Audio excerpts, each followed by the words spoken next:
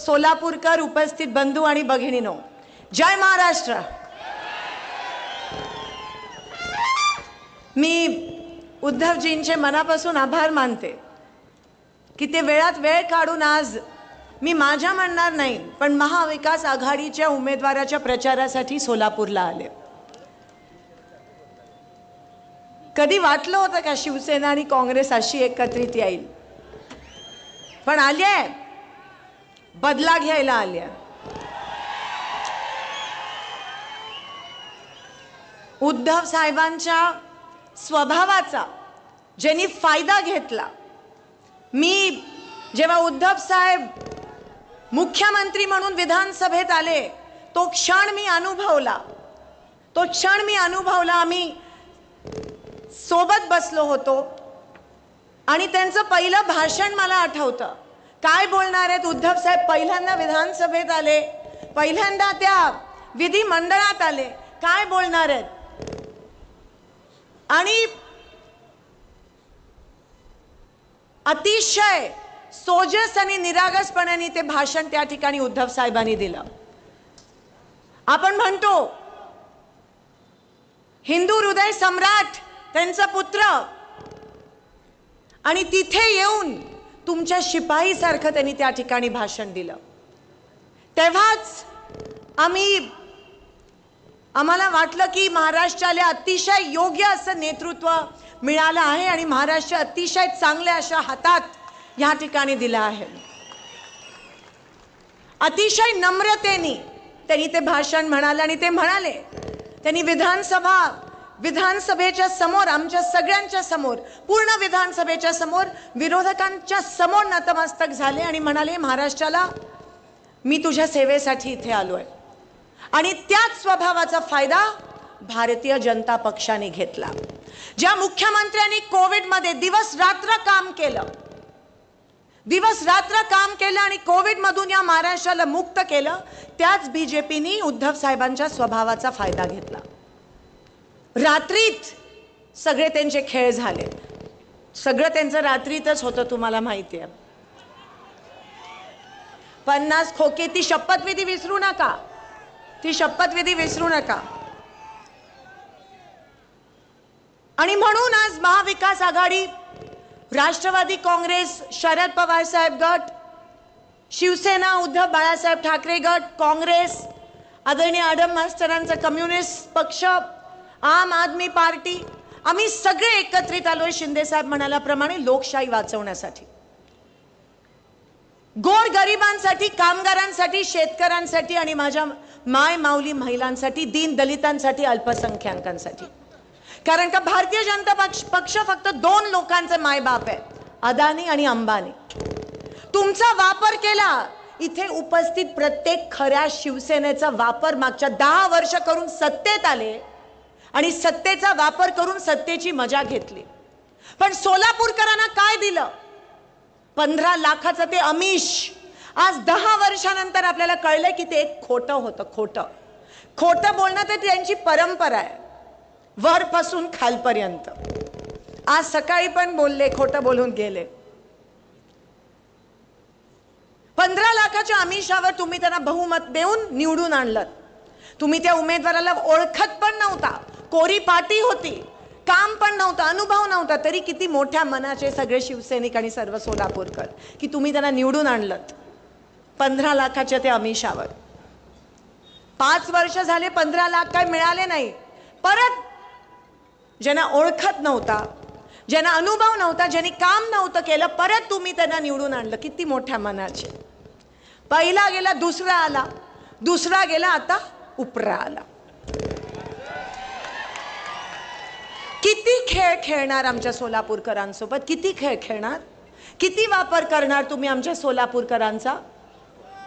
आणि नुकसान आपला झाला, नुकसान या सोलापूर जिल्ह्याचा झाला, नुकसान सोलापूर लोकसभा मतदारसंघाचा झाला, नुकसान सोलापूरचा झाला, नुकसान सोलापूरच्या प्रत्येक माणसाचा झाला। ज्यांच्या पक्षाने त्यांनाच निष्क्रिय असण्याची पावती दिली आणि दरवेळेस सत्ता असून सुद्धा उमेदवार बदलावा लागला, ही किती लाजिरवाणी गोष्ट आहे। दरवेळेस उमेदवार बदलावा लागला। वाईट वाटतं महास्वामींचं की त्यांचं तिकीट कट झालं। कामच नाही, त्यांचा पण दोष नाही. 10 वर्षात सोलापूर खूप मागे गेलं, वाईट वाटतं. एक विमान सेवा सुरू नाही करू शकले, एक विमान सेवा. चिमणी पाडली, 10 महिने होत आहेत चिमणी पाडून, आणि अजूनपर्यंत ह्यांचं टेक ऑफ आणि लँडिंग होत आहे. मग का पाडली चिमणी? का बोरामणी एअरपोर्ट जे शिंदे साहेबांनी आणलं, का त्याला पैसे दिले नाहीत? का थांबवलं? काम तर केलं नाही, पण झालेली कामं पण बिघडवली. बोरामणी एअरपोर्ट थांबवलं, NTPC वरून दुहेरी पाईपलाईन येणार होती, ती पण थांबवली. उद्धव साहेब, आज सोलापूर शहराला 8-8 दिवसाआड पाणी मिळतं. एवढी वाईट परिस्थिती कधीच नव्हती सोलापूर शहरावर. हे पाप भारतीय जनता पक्षाचं आहे. आज 2 वर्ष झाले महानगरपालिकेची इलेक्शन्स घेतली नाहीत महाराष्ट्रात, आणि पाण्याचं नियोजन नाही. आज 8-8 दिवसाआड पाणी येतं, त्या बोरवर मोटर लावावी लागते, आणि त्या मोटरवर लहान लहान मुलं त्या मोटरला हात लावून मृत्युमुखी पडतायत. कोणाचा पाप आहे हा? भारतीय जनता पक्षाचा. कालच औसे वस्तीमध्ये एका तरुणाचा मृत्यू झाला, त्या मोटरला शॉक लागून. रस्ते कुठे आहेत? स्मार्ट सिटी बनवण्याचं नाटक केलं. स्मार्ट सिटी फक्त 3% भागात बनवली. का आमच्या पूर्व भागात स्मार्ट सिटी बनवली नाही? का जिथे झोपडपट्ट्या आहेत तिकडे स्मार्ट सिटी बनवली नाही? का जिथे माझे कामगार राहतात तिथे स्मार्ट सिटी बनवली नाही? आणि स्मार्ट सिटी बनवायचीच होती ना, मग का सोलापूरला पाईपलाईन आणून 24 तास पाणी दिलं नाही? का तिकडे पैसे वाया घातले? कोणाच्या खिशात गेले हे स्मार्ट सिटीचे पैसे? एक दिवशी हे महाराष्ट्रच गुजरातला देतील चालवायला. रस्ते दिसत नाहीयेत. कोटीचे रस्ते आणले, कुठे आहेत? अहो, शहरात रस्ते नाही आहेत, गावात रस्ते नाहीत. कुठे तुमचे 4000 कोटीचे? इतकं रेटून खोटं बोला. उद्योग, IT पार्क कुठे? एक पण उद्योग आणला नाहीये सोलापुरात NTPC नंतर. आणि ज्या थाटामाटात तुम्ही आलेले, जे पंतप्रधान म्हणतात की मी प्रत्येकाच्या खात्यात 15 लाख जमा करू शकतो, ते केवढं काय करू शकतात? केवढं काय करू शकतात? काय केलं? फक्त तुमचा वापर. तुमच्या मताची किंमत नाही राहिली BJPला. त्या शेतकऱ्याच्या जीवावर निवडून आले, त्या कामगाराच्या, त्या महिलेच्या जीवावर, त्या तरुणाच्या जीवावर निवडून आले, आणि आज तुमच्याच पोटावर पाय देण्याचं काम हे BJP करत आहे. GSTचा राक्षस, महागाई, दुष्काळात 13वा महिना, अशी परिस्थिती निर्माण झाली आज माझ्या सोलापुरात. जेव्हा मुलगा 10वीला बसला असतो आणि 10वी नापास होतो, तेव्हा घरामध्ये दुखावटा असतो की बाप रे, त्याचं 1 वर्ष वाया गेलं. तरी 10वीचा पेपर देऊ शकतो तो आणि पास होऊ शकतो. पण सोलापूरचं काय? 10 वर्ष मागे गेलं सोलापूर. कोण जबाबदार? आणि अजूनही येतात तुमच्या समोर आणि काय म्हणतात? उमेदवाराच्या चेहऱ्याकडेच बघू नका. किती फसवणार, अजून किती फसवणार? आणि म्हणून काँग्रेसची आणि महाविकास आघाडीची गरज आहे. कारण का ज्यांना तुम्ही सत्ता दिली त्यांनी लोकसभेमध्ये जाऊन काहीही केलं नाही. त्यांनी खासदारकी वाया घालवली, लोकशाहीचा अपमान केला, तुमचा अपमान केला. केवढं काय करू शकले असते, केवढं काय बोलू शकले असते, पण नाही, त्यांनी वाया घालवली. आणि म्हणून महाविकास आघाडीची गरज आहे. त्यांच्या पक्षात तर ते बोलत नाहीत ना, हुकुमशाही आहे. लगेच बोलले तर ईडी बीडी लावतात त्यांच्या मागे. उद्धव साहेब, सोलापुरात तर विचारू नका. मागच्या 3 दिवसापासून त्यांना माहिती आहे की जनमत त्यांच्या सोबत नाही आहे, तर फोन कॉल करतायत आणि धमक्या देतायत. ईडी करीन, कारखाना सील करीन, केस टाकीन, अरेस्ट करीन, मागच्या सगळ्या केसेस चालू करीन. फक्त धमकीचं राजकारण चालू आहे इथे. म्हणजे कसं? म्हणजे त्यांचे नेते असे धमकी देत आहेत, मोठे मोठे नेते. अहो, महाराष्ट्र चालवा, इकडे धमकी काय देत बसलायत? आणि सोलापूरची एकी बिघडवली ना तर खबरदार. हे 4 हुतात्म्यांचं शहर आहे. कोणी बाहेरचं येऊन आमची एकी नाही बिघडू शकत. धर्म, जात पात ह्याच्या पुढे ह्यांना काही सुचत नाही. समाजामध्ये तेढ नावण्याचं पाप भाजप करते. एकीकडे शेतकरी उपाशी मरतोय, दुसरीकडे माझी माय माऊली वण रेशन दुकानात फिरते, तिथे तिला धान्य मिळत नाही, रॉकेल बंद केलंय, पाणी मिळत नाहीये, आणि तुम्हाला हे सुचतंय? शी. लोकांमध्ये तेढ, महागाई, 300 रुपयाचं 1200 रुपये, कसं काय जगतोय माझा कामगार, आणि तुम्हाला हे सुचतं? आदम मास्टर साहेबांनी कष्ट करून घरं आणलेली, त्याचं पण आयत्या वेळात नागोबा. आज दमदाटी, आज कोणकोणत्या तरी रेकॉर्ड व्हिडिओ व्हायरल झाला की सभेला गेलेले सकाळी, आणि खरंच वाईट वाटतं. म्हणजे पंतप्रधानांच्या सभेसाठी फक्त 20,000 लोक. अहो, आमच्या गड्डा यात्रेला त्याच्यापेक्षा जास्त लोक आहे. आणि तिकडे माझ्या काही बीडी कामगार महिला होत्या आणि त्या म्हणाल्या की आम्हाला जबरदस्ती बोलवण्यात आलं, आम्हाला सांगण्यात आलं की तुम्ही नाही आला तर आम्ही तुमचा पगार कापू. खेद, शेम. आणि हे मी नाही, मला कोणीतरी तो व्हिडिओ पाठवला. हे मी नाही, त्यांच्यासारखं जाऊन करतात ना, हे बोला हे बोला, असं आपण करत नाही, दमदाटी देत नाही.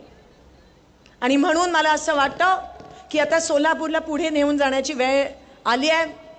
मी 15 वर्ष तुम्ही मला सांभाळलं, 15 वर्ष तुम्ही मला तुमची आमदार म्हणून तुमची सेवा करण्याची संधी दिलीत.